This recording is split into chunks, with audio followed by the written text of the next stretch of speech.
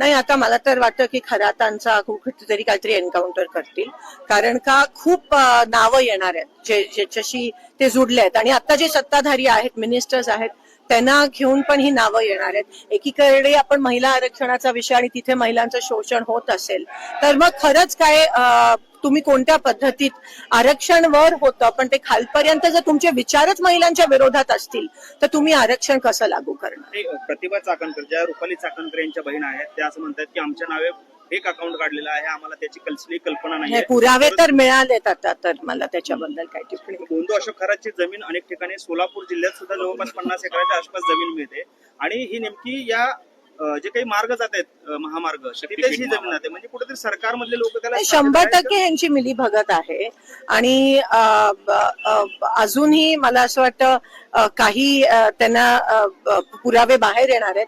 पण मी तुम्हाला सांगते, त्याआधी त्यांचं काहीतरी हेच लोक करवतील अशी मी शंका व्यक्त करते.